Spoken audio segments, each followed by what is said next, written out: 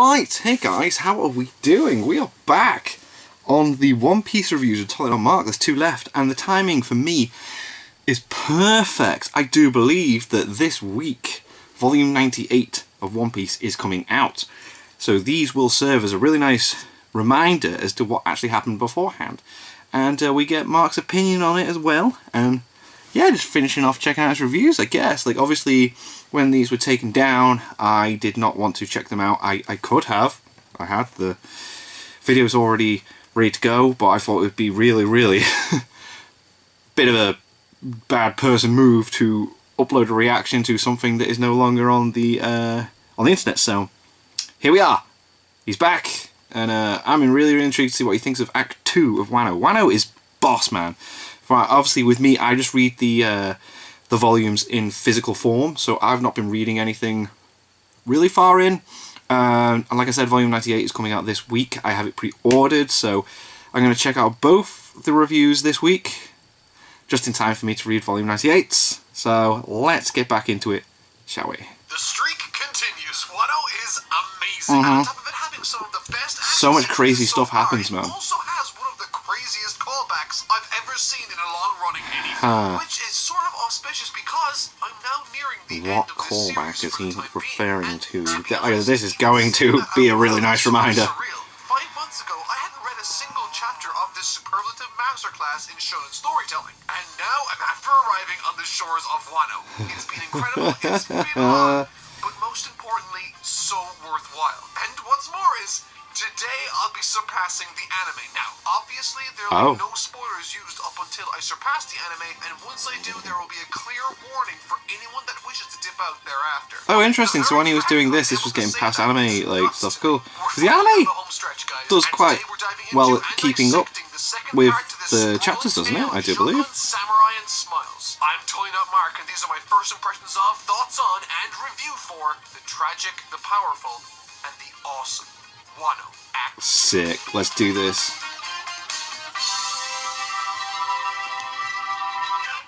Boom. Alrighty, so in the last episode, I explored various story structures from the modern 3-act structure all the way to the classical 5-act structure. Yeah, because you mentioned that like Japan do it differently. The Japanese variety of that there we go. Yeah. I remember that. In this structure, you start slowly, then gradually and smoothly accelerate towards a very fast peak. Now, I find this particularly interesting because this rhythm or flow can be seen as quite different from the Western idea of beginning, middle, and end, or yeah. 1, 2, and 3. Since the latter tends to produce a series of steps rather than a smooth acceleration, in addition, this concept of beginning, middle, and end usually only refers to the overall dramatic structure of a play, while Johakyu is used to support every moment of a performance as well as its structure. Each individual speech will have its own internal Johakyu goes into like technicalities of things. Johakyu, and that specific component to Johakyu is what I find to be the most interesting. Heck, the Japanese culture even employs it in martial arts, which makes it the perfect fit for a shonen story. Of course, that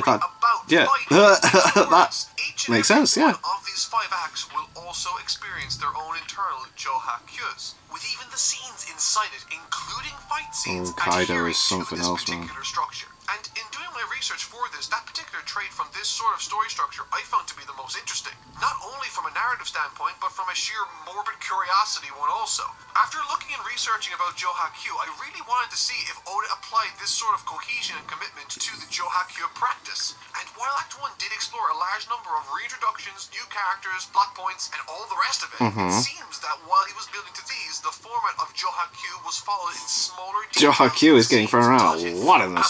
First act, Luffy shows up on the beach and explores. Joe, he gets into a minor conflict with creatures. And finally, he quickly dismantles the bad guys, beating a very fast and speedy resolution. Q.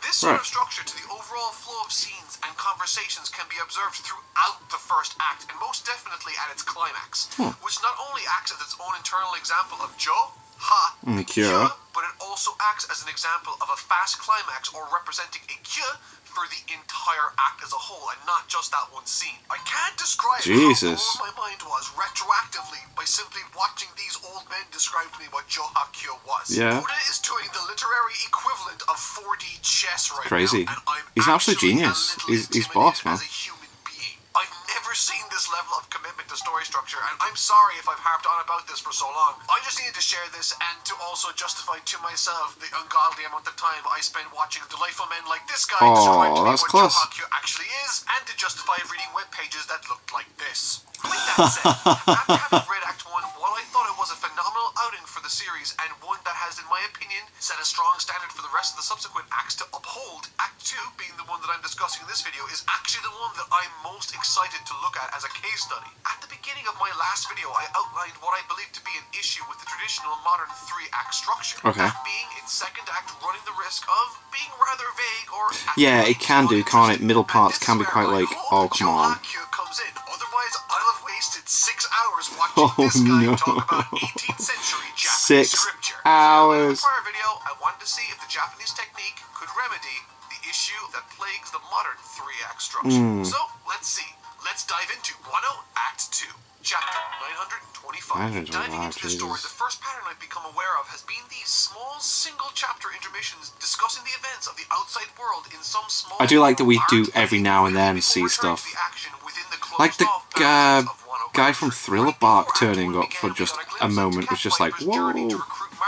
From Whitebeard's former crew, and it was pretty sad, with Marco himself That was providing cool. a message that is still unknown to I need us to for sneeze. to give to Luffy. However, in this intermission, we get something way more. Excuse me. Through Big Hawkeye news. reading the newspaper like a disgruntled old man, we learn Gecko Moria is not only alive, Gecko but is Moria, there we managing an army of zombies on Blackbeard's crew. But that's not even the interesting part. Apparently, Absalon's clear fruit ability has been taken from Transferred him, over and to in someone addition else. to that, has been given to this guy. Yeah.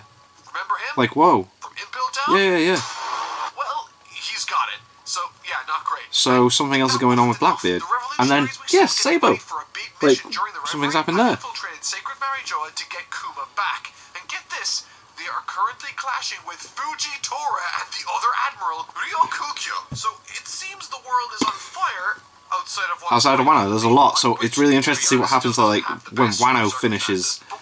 What are they going back out to? To me, however, is that whenever we do peer outside of the events of this Wano tale, something even more severe has happened. Yeah. And what's more is that it reinforces the idea that no information is reaching Luffy and the gang. Yeah, they don't have a clue. Adding to this feeling that something massive is going to happen. Blackbeard's while gonna they just, are like, in Wano. come out with Once something they finish mad. their business there and connect Wano with the rest of society, they will become aware of something even more horrible or significant that requires their immediate attention thereafter. Which would be, once again, a classic case of the characters and events informing what happens next in the narrative. Their goal is to help free Wano, and in doing so will cause them to become aware of just what transpired while they were in that While they're there, what's happened outside. It's a super interesting aspect of the story. Love it, yeah. It's cool to show us the world, because that's what's interesting. One Piece's world is so interesting, man. 926, 927, and 928. Let's Alrighty, go. so now that we're getting into the material for Act 2 proper, let's pay attention to two things. This is the first ha of Johaku, which primarily dedicated to breaks or development within the story, and it employs a slow start before quickly building to something significant and a climax that is self-contained. Oh, in this mate, Act you find out 2. who he is, With Jesus. that said, the curtain opens in Act 2, literally, immediately setting scenes for future events, or at least with some of them might think that's the case. There are instances where Otama is told that her ability is very powerful, which, I mean, it absolutely is. I wonder how this power will come into play later in the story. Yeah, like, she can control the half animal people, can't she, with those? Demonstrated that she can become a master of creatures and people far more powerful Yeah. than her. How far can this trail of logic follow? I have no idea. And how will it manifest? What if she controls Kaido? Whoa. This particular section too, with characters like Shutemaru who've demonstrated that they have ties to the original Kozuki samurai guard. Oh, so sick. A nuanced, jaded point of view with this character, resentful that for 20 years they were forced to wait when they needed them. And throughout this act, we explore what that actually means with his character as he introduces us to a large graveyard which, to this very day, haunts him. And trust me, added detail and development is something we get a lot of during this section too. In fact, there was a theory I had brewing with the character of Kiku that turned out to be horribly incorrect that I plan on sharing with you all a little later. Oh, okay. Primarily, the focus of these chapters centers around two different parts of the story. A prison break section, which is established with Luffy, and the second, the Straw Hat Plan, which itself is segmented between Zoro, who went missing while sitting down with everyone. This is sort of like someone getting lost while riding on a bus with you. I mean, these are advanced levels of ineptitude when it comes to staying together. I love Zoro. The rest Zoro's of the brilliant, Straw Hat man. are still together trying to gain numbers for the revolution that will be taking place in a as a geisha, I mentioned in the first video, comes to be of great benefit. Yeah. She's invited to a big feast at the Shogun's palace, which is ideal for gathering intel, but is also when we first learn of the existence of a particular character called Komura Saki, someone that's supposedly the most beautiful woman in Wano. Oh, mate. Another minor aspect of this I that love I it. liked was how these two characters, Komurasaki and Shogun, are built up. Both significant in very different ways, but I really like the Shogun specifically, with it showing interesting silhouettes depicting a bunch of dragons the or dragon snakes. thing, yeah. It's really cool and foreboding. Now, I realize that this is coming from someone that literally just spent 8 hours researching 18th century Japanese approaches to literary narrative and artistic Amazing, endeavors, yes. and so I acknowledge that there's no amount of flowery language I can use to convince you that I'm not the most boring person alive today. Oh god, but don't be like that. I found Luffy's predicament a really nice respite from the more complicated aspects of the story. For me, the bulk of the humor came from this specific section. It's honestly where most of the interest came for me also within this act. And that's not to say that the rest isn't massively enjoyable. It absolutely Oh, is. yeah, definitely. But I'm a big fan of these closed-off small scenes, as they usually promote a lot of creativity.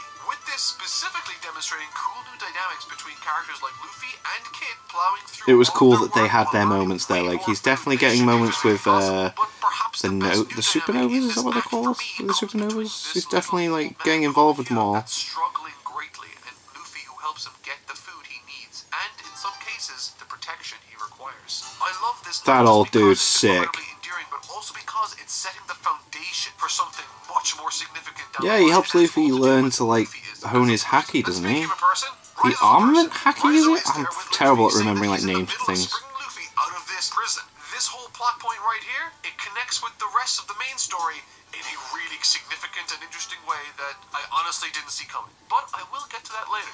The remaining section of these chapters is then dedicated to the new characters of Komurasaki and Oniran that's said to be incredibly gorgeous. And she is, but what makes this person as interesting as she is comes from her implied connection to Momonosuke, his long-lost sister Hiyori, and the fact that she's made a life out of taking advantage of various people. Yeah, On she the doesn't funny seem side, nice, however, though. There are various scenes within this story where I get routinely confused as to whether I'm looking at Komurasaki or Robin. Yeah, Without I the was obvious like color that differences, sometimes. these I was two like, wait. characters have very little that It was a sets bit them apart annoying. in an obvious way. Chapters 929, I'm glad he said that, 930, because and I was 931. very the same These at chapters times. open up with a character called Minatomo. And my One Piece Secret Service pointed out something hilarious to me. Huh. Alright, check it out. So, remember back in Chapter 1? No? Me neither. Well, back in Chapter 1, this guy called Higumi the Bear barges his way into the bar, and in doing so, breaks the door. Yeah. However, when he leaves, as you can see, there's a continuity error when he leaves the building. The door is back in place. So, I can hear you all saying, okay, it's a continuity error from almost Yeah, 1,000 right, chapters cool, ago. go on. So what, Mark? Stop wasting my time. First of all, back up, quit harshing my chill. Okay. Also, you see, at the beginning of every chapter, Oda likes to do a little question corner wherein he takes and answers questions from fans. One such question asks about this particular inconsistency in Oh, Chapter mate, 1. what? Oda's response, I quote, "Oh, that's just Mr. Minatomo, the carpenter's doing." He even included a quick little illustration on the side. Now, this was obviously a throwaway joke, but does that little doodle look familiar to you? Because it should. It's the same design and same No. name of the carpenter pictured in this chapter. I love stuff like this, and it goes to show what sort of crazy memory Oda has. That's Whether it be mental, that's hip-hop dead funny. or crazy, Wow. silly, pointless stuff like this. Contrasting that, however, with something a little more serious, as class. I pointed out, in the prior chapters it was teased who the Shogun of Wano was and what he looked like. And once again, we get some exchange between he and an individual he executes. And this individual isn't just anyone. He shoots a member of CP0. That's right, he doesn't care that they represent the Celestial Dragon's No. interests or that they have the backing Because of the Wano's entire its own Navy. thing, innit? It's like, That's whatever. because his confidence comes from Kaido Yeah. backing him He up. knows He Kaido's fears like no the Celestial beast, Dragon man. or naval force. He is an island into and of himself, and following this, he's finally revealed. Shogun Orochi, surrounded by wealth, women, and all the food he can eat. And the page spread that this man is revealed on is a great sequence of panels demonstrating where he is, and zooms out to the wastelands of his Yeah, own man. creation, What and the a factories scumbag. that make the land so. Now, honestly, I really enjoyed this guy as a character. His design and overall presence reminds me of King Wapol, only better in every conceivable way. In my opinion, this is King Wapol done well. He's threatening because of his allegiances. Yeah. And to top it all off, has some pretty dope powers that I will be discussing in a moment. Right, so at this point, I probably should point out that this arc dedicates a lot of time to two characters specifically. Zoro, whom we all should be very familiar with. Very familiar with, yes. I don't yes. know how you found this video. And Yeah, what's going on? This self-proclaimed sycophant called Yazu. He leads Zoro to the village of Oh, when you find out who he is, it's like, ah. really think too much about this town or this person, or what sort of relevance it will have for the story. It's a poverty-stricken town, much like the rest of Wano, with the only difference being everyone is smiling and rejoicing all the time, regardless of their situation. For now, Zoro takes it as a philosophical outlook all these people share, but as the story progresses, The truth. the dark truth behind Oh, this mate, village it's so dark. I hated this. It really wound me up. Y'all still there? Okay, good. Because this is when the story starts to ramp up in a big way. And speaking of big, Big Mom is here, and she is... Yeah, like, what?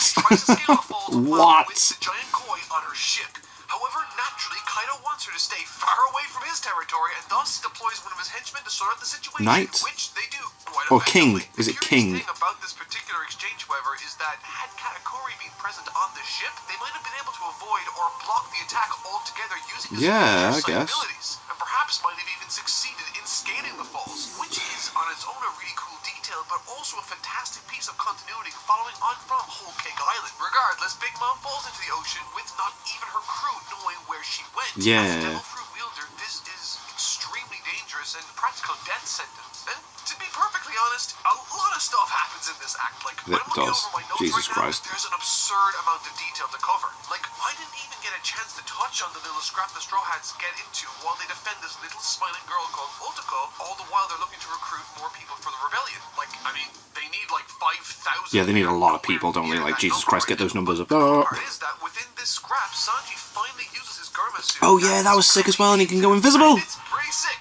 allowing him to go unseen pretty much anywhere he wants to, while also heightening all of his abilities. I'm just gonna pretend the whole spying on his fellow crewmates in a bathhouse didn't happen. Yeah. Because why tarnish such an amazing power-up character with yet another crude and self-serving gag? Oh, and as I mentioned earlier, Robin's at the party looking for poneglyphs, and get this, Big Mom washes up on the beach. That was sick, like, to just turn the cover to be like, whoa. This is the weird part. She has amnesia. What? Jokes aside, though, I'm not sure how I feel about this. I mean, I accept that in order for a story to work, there's a certain amount of suspension of disbelief that goes into it from the audience. But within reason, I was willing to accept that in Act 1 Luffy washed up on the beach alone, and I'm also willing to accept that Big Mom did the same. Maybe there's a specific... I mean, she's suffered amnesia before. But for Big Mom now to also have amnesia, when she hasn't had a history of that before in the series, and it just so happens to be the only situation that could allow her to travel with the Straw Hats, it feels less like carefully planned writing and more... She doesn't remember eating all the kids. And there was another moment, I'm sure, that she didn't... So that for the entire time she was with Okay. Okay. she was faking it somehow in order to keep a low profile while she was Okay, separated I'm from her gonna crew. ignore But that. as it happens, it's real. Now, with that said, as a narrative... No, she's definitely, correct me if I'm wrong, she's had moments where she's lost her memories of things. When she'll suddenly recall who the Straw Hats are, and when she does, it's gonna be a big deal. Because like, they were just gone, weren't they? And she was like, oh, where did everyone disappear to? And it's like, hinted to us that like, she actually ate them. Okay, anyway. That I thoroughly enjoyed. The first being that of the feast held by Shogun Orochi, wherein Robin is discovered by some henchmen, and by some henchmen I mean a whole lot of henchmen. Whoa. But she Oh yeah, that tall head guy is weird. which always seems to catch me off guard. Because of this, eventually Nami is forced to intervene and help, but by far the most interesting part happens when the little girl Otoko gets on the nerves of Orochi, and Komurasaki is forced to stand up for her. She even slaps him. First off, awesome. Damn. Second, awesome. Yeah. And thirdly, the character Komurasaki really keeps me on my toes. In one scene, she's You're conning waiting men out of for their what life is actually her savings, and deal, in aren't you? another, It's like, she's what? defending a little girl with seemingly zero fear demonstrated super effectively on this page spread.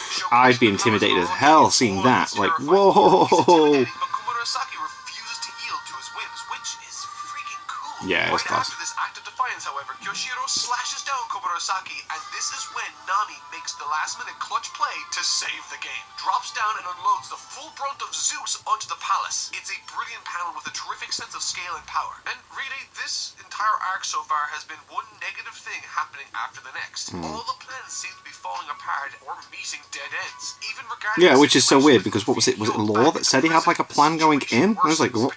What is your plan? And in typical Luffy fashion, he, well, you know the rest. Yeah. Once again, these are my favorite scenes in the act because they're so wholesome. Luffy shares his food tickets with the old man. Bless, the old guy's so cool. The old guy gets into trouble for having them in the first place, and then Luffy defends him. It's a really simple story, but then something super interesting comes to our attention about this old guy. Apparently, he had tremendous influence over the people living in Wano. He was a big deal. And the folks stuck inside this prison, well, they were put there for crimes against the current shogun, which means all the numbers we need for the rebellion are technically right here in the prison. They are here. here. Don't know it yet, but they've put the Straw Hat Captain in the exact place he needs to be to make this plan work. I mean, not that Luffy knows anything about this yet, but it's a good step forward. As It's I've said cool. before, the trend of this tale is of worsening circumstances. And then this is him, like, Luffy and the old man have to survive all these fights and stuff, don't they now? Take off his cuffs and replace them with a celestial dragon collar. A collar that will slice off his head if he or Hyo leaves or gets knocked out of the sumo ring. Oh my god, yeah, this is sick. Ooh, tension. Naturally, Ooh, tension indeed. Let's go. As the dire set of circumstances that it is, he instead views it as an opportunity to get stronger. He knows he can't defeat Kaido yet, so why not Let's train by Now, fighting people, yeah. we get to a clear highlight of this act, and one I am sure many of you have been waiting for. That being the encounter Zoro has in the snow with an individual trying to take his weapon. Oh yeah, on the This section bridge. starts out with a really neat callback to Thriller Bark where Zoro dukes it out with a legend of Wano in a character called Ryuma. They clash for a while over the sword in question, but that's when we get a major convergence of two separate plot lines. Zoro and the fleeing Komurosaki and Otoko bleeding. I absolutely love this section, not really because I know it's anything particularly incredible about it narratively, but because I just love Zoro as a And then the character. backstory He with the hasn't person on the really bridge had being the his own dog chance to that... shine in the story Yeah, until oh, Wano's so he's good. not for quite some time. Too often I'm remembering it as I'm watching it. I'm really enjoying this as a refresh. This is sick. And he is fantastic in that role, don't get me wrong, but I love getting the chance to see him in his own little subplot that has now intertwined with the Komurosaki plot, which I have lots to talk about, by the way. Yeah. To make matters worse, however, another character makes himself known. A criminal from the flower capital called Hitokiri Kamaza, who, let me tell you, apart from being hella strong, has a much more significant role to play in this tale beyond what he's shown to be right now. My personal highlight within this fight has to be the ebb and flow of Zoro's attention having to dart from one tough threat to the next. Yeah, because the guy joins in as well. He's like, what are you doing? This act really helps me connect with and appreciate Zoro all the more, but as the fight presses on, it's looking to be that little bit too much for him.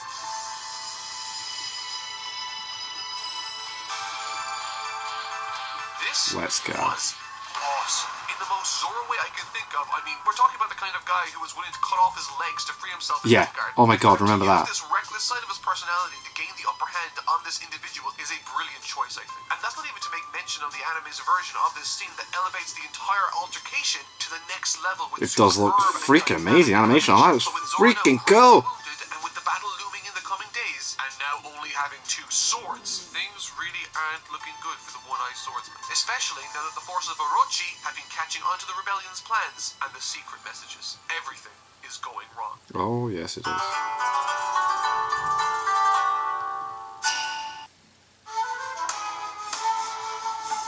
That's funny. Chapters 938 to 945. Alright. 私は妹日和と申します I Yeah. had this theory I was What? writing where I was convinced Lady Toki, Hiyori, and Momonosuke's mother was, in fact, Kiku, because of how she spoke and how different she was to all of the others in comparison. I figured that since Hiyori was thought dead too, but turned out to be alive, that Lady Toki would be alive also.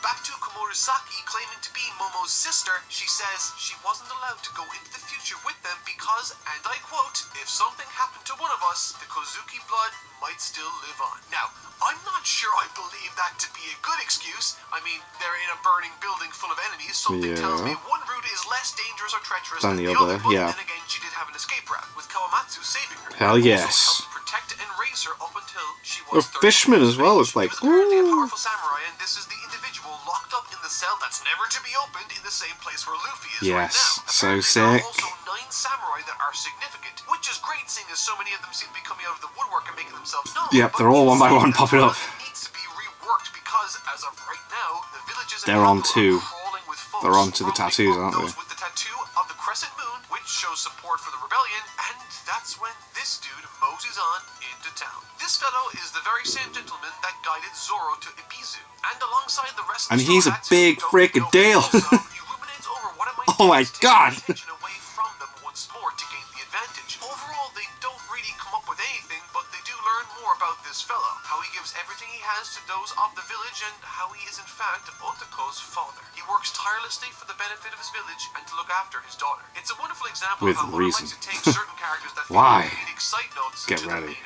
event and recontextualizes them. There's a tragic struggle behind the unrelenting smile, and in more ways than one, as we soon will find out. Back over in Udon, there's this phenomenal scene. Luffy's taking on the various guards in the area, and now, obviously, the drawback with this situation is less to do with Luffy being able to hold his own, but more so Hyo struggling. He's admitting Yeah, to he's not like wanting to hold he's Luffy worried that he's in back, the way, and isn't that's he? when Like, Luffy uses his observation haki to guide Hyo away from the enemy's attacks. yeah, it's so unseen into sick. the future. It's a really unusual but awesome way to incorporate teamwork in the fight, but what's more is noticing the power and hearing Luffy refer to it as He haki. knows. Hyo realizes that it must be the very same invisible power found in Wano, later revealed as Ryo, and vows to help teach Luffy that power for which he seeks, the ability to damage enemies without touching. This is so wonderful for a number of Yeah, reasons. I love this. Firstly, it adds I a remember, little bit like, of being flavor like, to Wano whoa. in the same way that they have their own currency, but it also helps build upon this notion that Wano is very much an isolated nation from the rest of the world. Yeah, like Most everything's got a different critically, name. it's almost the most exciting thing.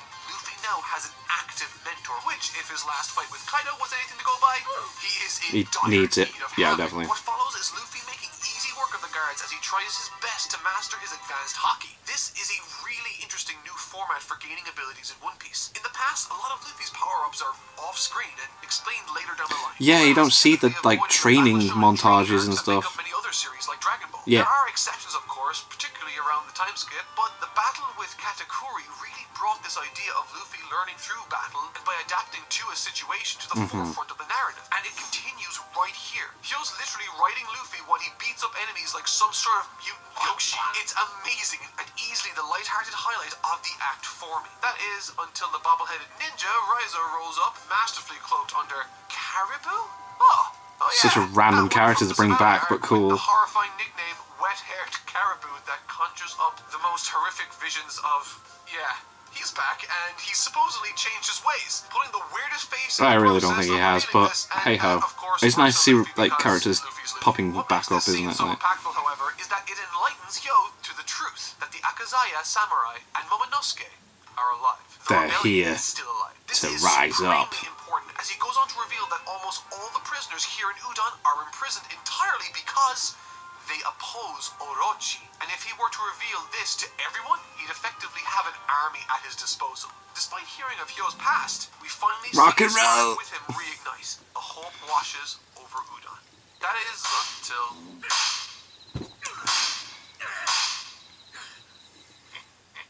It seems we can't have too much happiness in Wano. definitely not. In spite of the optimistic news in Udon, back in the capital, Orochi has apprehended elusive Ushimitsu Kozo and plans to execute him alongside Komurasaki's funeral. Unfortunately, as Brook encounters Zoro, Yori, and Toko, it's revealed that Kozo is none other than Monoyasu, our poor smiley do-gooder. Fearing for his father's life, Toko rushes back to the capital at blistering speed, with the others in pursuit. It's a rudimentary tool, but it's a smart way of getting everyone pointed towards the same location. This is focusing sad, the plot while man. introducing a layer of personal tension. Will she make it in time? Adding to this, the execution is being broadcast across the land, and the gang who recently learned of Yasuo's history in Ebizu look on in horror. As if this wasn't shocking enough, as Konjuro and Shinobu lay eyes upon the scene, the significance of the event becomes clear. Tonoyasu is in fact Yasu the Hedgehog, the daimyo of Hakumai, and comrade of the infamous Odin. The stakes could not possibly be higher right now, and all of the solutions are either too far away, stuck simply watching, or both. You can't do anything. Is Can't quite literally helpless. do and anything. Yasu knows this, but he's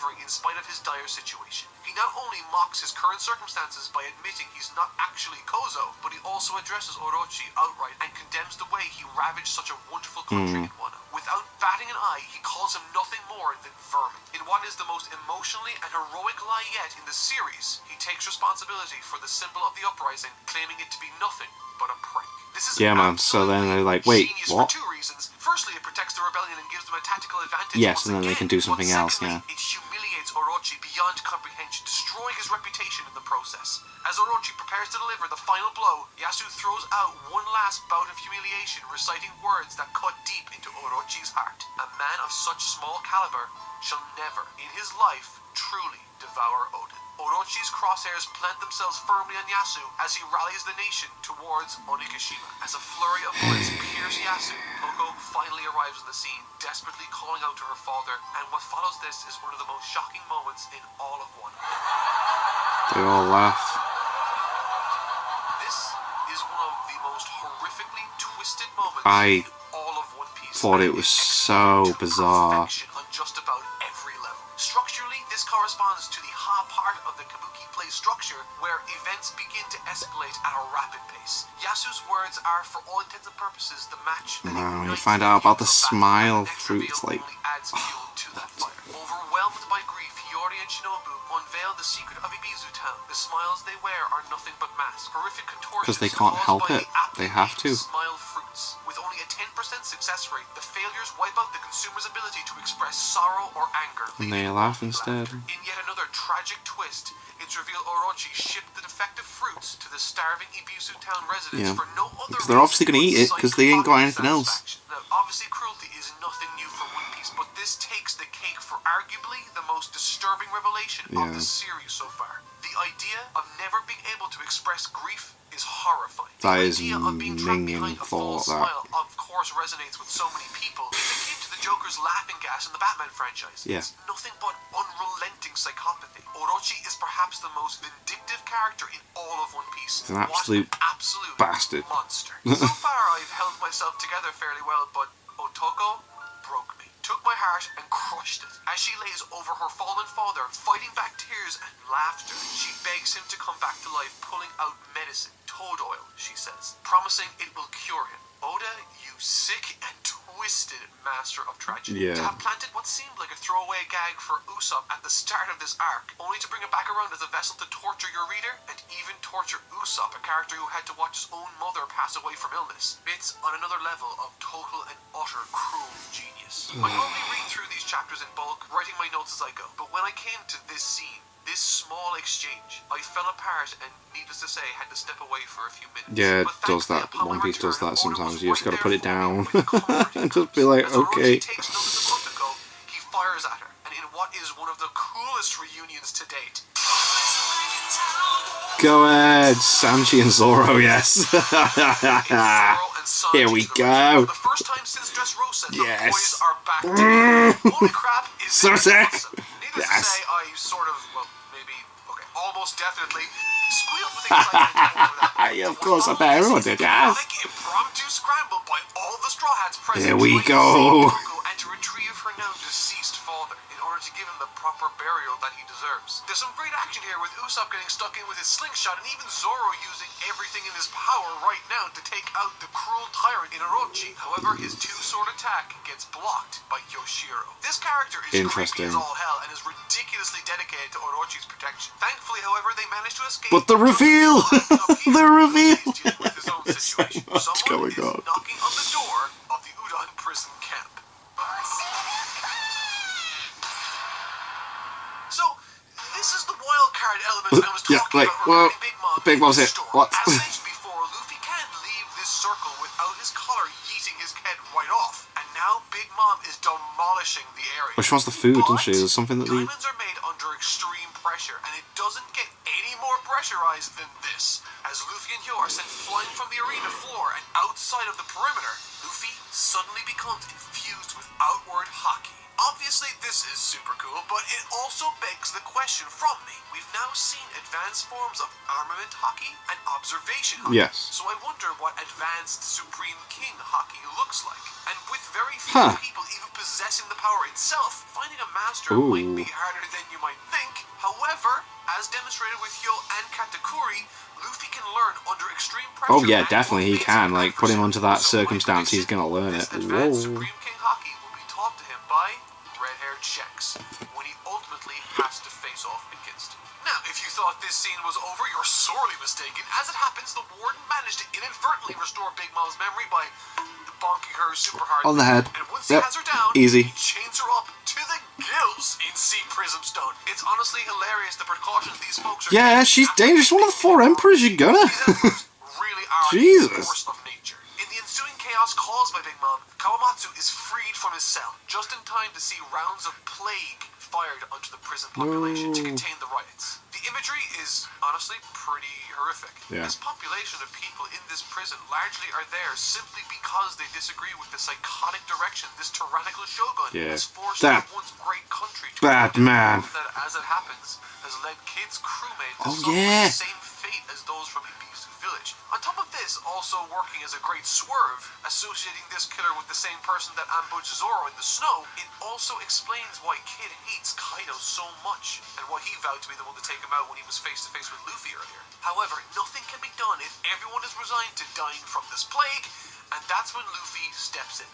Luffy is a bona fide, and in the truest sense of the term, a natural-born leader. He does not see himself as more or less worthy than anybody, and standing in direct contrast with Shogun Orochi, decides to lead by example, inflicting himself with the plague to rile up the prisoners and to lift their spirits. I love this speech for so many reasons, so but more sick, than man. He anything, just it is once just, again like, granted in the Oda moment all the opportunity time. to demonstrate exactly what it is about Luffy that we love and respect as a character. This scene also boasts the most badass Luffy line in the series. Check it out. Luffy stops this elephant man's trunk from firing another one of these rounds, and before it goes off, he ties it into the trunk, and calmly states, "I saw a pretty bad future just now." That's yeah, sick. intimidating as all hell.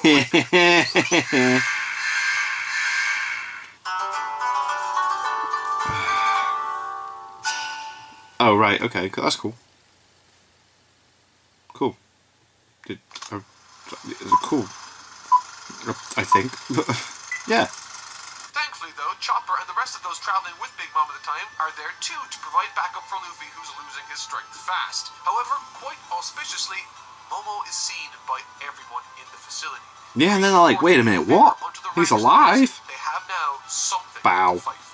The Go ahead. rest of the subsequent arc is comprised of various events that count down the days until the rebellion. In them, we get some outstandingly entertaining scenes like the tense conversations between Big Mom and Kaido, wherein they form an alliance with some truly crazy imagery like Which is cool though, because like, creatures as you go on, you learn that they've already had an alliance before, so yeah. But I know that they are there for the Fire Festival, whatever that means. There's also some truly interesting scenes between Law and Hawkins, who finds himself at the wrong end of Law's sword. Hawkins reveals why he no longer has an alliance with Kid, citing that joining Kaido was his only option. Yeah. I see this as Law looking into the mirror. Something Law seems to be having trouble with in this arc itself specifically is coming to terms with the fact Luffy and Kaido are going to fight, and he needs to choose which side he's going to be on. The Straw Hats and he have already clashed, calling his crew's abilities into question, and that's not even to make mention of how stressed out he gets around Luffy. Right now, Law strikes me as a sort of wild card, though I doubt very much he'll betray Luffy. No, I don't see him betraying Luffy at all either. I feel like he's definitely going to stick on that side. He's had a plan to take, like, Kaido down. Regarding the rebellion and where it's going to be starting. It's insinuated through paneling that Law was the one who leaked that to the Shogun, but that seems misleading to me. It's too obvious. In my mind, I think two people are the two most likely traitors amidst this group. Here we Kiku go. and Komurasaki. Komurasaki, for reasons I stated prior, Ooh, if you only knew! If you only knew! The reveal of the traitor is so freaking crazy! Oh! And again, she hadn't seen him in about Love it. 13 years, and a lot of changes could have come about in that time. But Mates. I'm not too sure on her personally, or even Kiku for that matter. The only aspect that makes me wary of her is that Zoro had his suspicions about her, and he usually is a great judge of character. These are both probably wildly incorrect, but this is what my gut is telling me right now. Much of the prelude to this Next part, he'll learn, won't he? Yeah, sick. various rebel Oh, forces to bolster their ranks, tactics, as well as training for Luffy and ironing out the plan of attack. We get some nice backstories on the individuals that took Zoro's sword, and the location of a hideout that contains the weaponry that will be used during this revolution. This weaponry was guarded by this fox spirit, and the imagery of this fox is honestly gorgeous and matches Japanese. And it's the person on the bridge! In Japan, they are seen as guardians to many shrines across the country. But perhaps most importantly, Zoro comes to obtain a new sword. Oh, he slices the hill off, doesn't he? This is the sword owned by Odin himself and is given to him by Hiyori. Zoro attempts to use this Yo, sword that was so Zoro cool. loses his entire arm. This is a ludicrously powerful sword, and one Zoro is keen to master because, for Kaido, the only wound he's ever received has been from this blade, and thus closes the curtain on Act 2. What a phenomenal development of all the events established in the first act. There was plenty of action, but the sorrow of some of these events during this act has to be up there as some of the most harrowing in the series. Next week will be my final series review for One Piece until Act 3 concludes, and after that I'll be tackling a bunch of the movies across various videos. Also, I plan on commencing a brand new review series pretty soon. Oh, the Hunter x Hunter reviews were absolutely boss, like. And the Naruto reviews are ongoing. Absolutely sick. JoJo's reviews were cool. Mates. The next series. I also need to review the Moro arc of Dragon Ball Super pretty soon too, so look forward to that. Hey, However, for those of you that that ended want up to see the missing being One Piece his episodes that totally favourite taken down from YouTube, they are part of available Super. on my Patreon. These include the Marineford, Dressrosa, and Part 1 reviews. But I think that'll they're back do it up. for this video. As always, I've been Tully Not Mark. I'll see you all next week, and thank you all so much for sharing this year with me and your amazing support on Patreon. That was a nice little recap on what's happening. Like, I'm liking that. As I'm watching it, I'm remembering again. So, like, yeah, I'm gonna try and do the next review this week as well. So I'm basically catching up. I'm gonna do that. I've got I've got the third Berserk review to check out because I've pretty much finished. I think I've got like a couple more chapters to go. I've got the next volume at my girlfriend's mum's house. I have stuff delivered to hers, so I need to pick it up. And then basically, yeah, I've got the Golden Age Part 2 review to check out. And yeah, just catching up with stuff. I'm glad Mark's got his stuff back. And Wano's boss. So yeah, thank you to my patrons. If you want to have your name at the end of every video, I upload a link in the description to the Patreon page. $1 a month is all that helps support the channel. It's greatly appreciated. Thank you so much for that. And thank you all for watching. What do you guys think of that? What do you guys think of this? Click like, subscribe, and leave comments down below. Let me know what I should watch in future videos. And I'll see you guys, all you guys, next time. I can't wait for volume 98 to come. It's gonna be sick.